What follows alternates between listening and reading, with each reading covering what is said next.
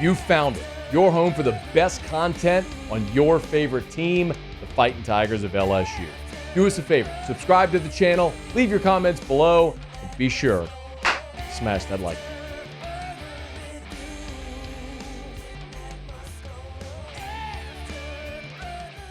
So Scott Rabelais sat down with Brian Kelly after he did the TV interviews last week with Jacques and Cobble. Sat down with Scott Rabelais.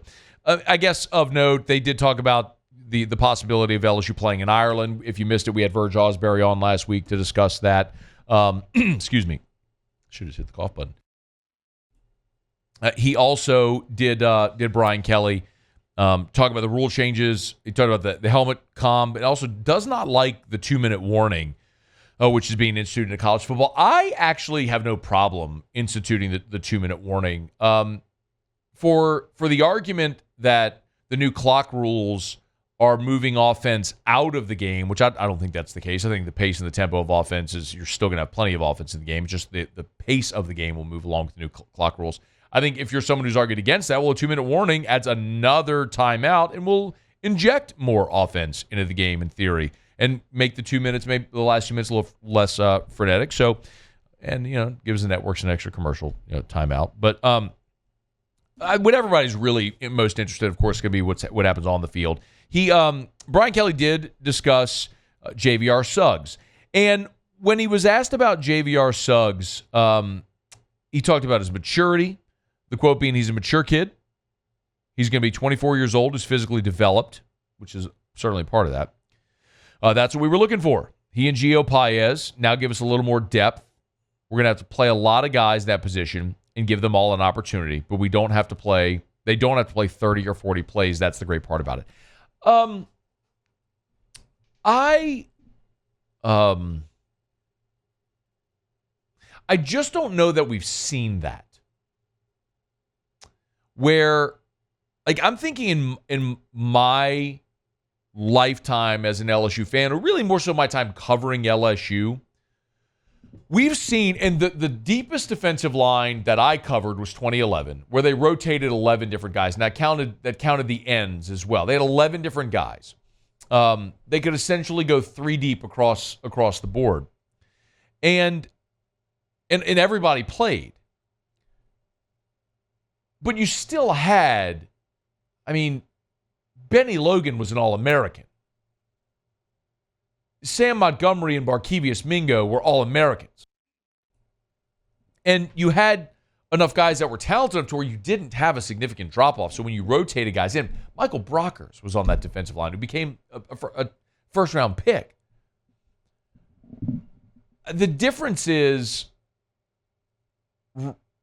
instead of rotating guys because there are worthy players to get guys just to keep fresh bodies coming in, are you rotating guys because you're trying to find who are the guys you can rely on? I think there's a big difference there.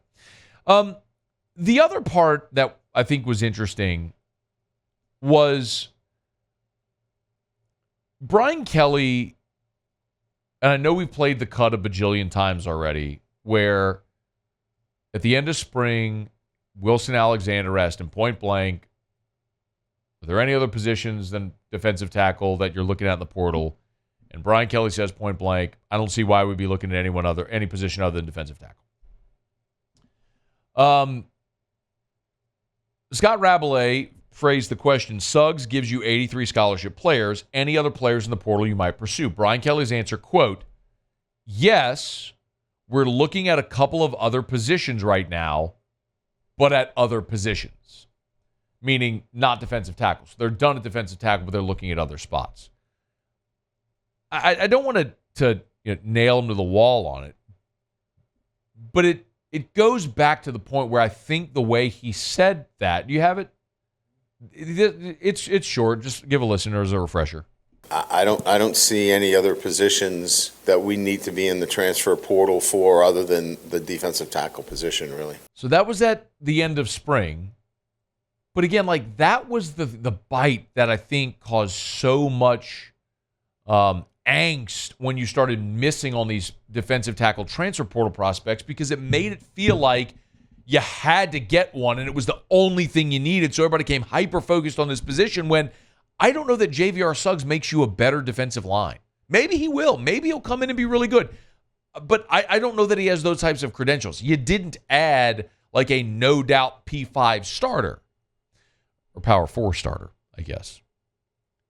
And when at the end of spring, Brian Kelly's saying, I don't know why we'd be in the portal for any other position, and now you are looking at other positions, it makes you wonder why. What positions are they, and why are you looking there? So maybe it's just the ongoing eval, and the roster isn't finished, and you've got 2 scholarship spots open, so why not use them? And apparently they're going to try to if there are players in the portal that would warrant it, and if there are, they'll take them. So be a busy offseason for Brian Kelly as the camps are starting here in a little more than a week from right now.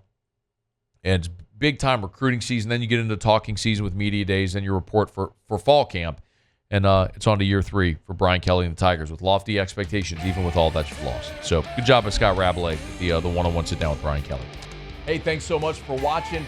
Please leave your comments. I love to interact. And be sure to hit the red subscribe button below.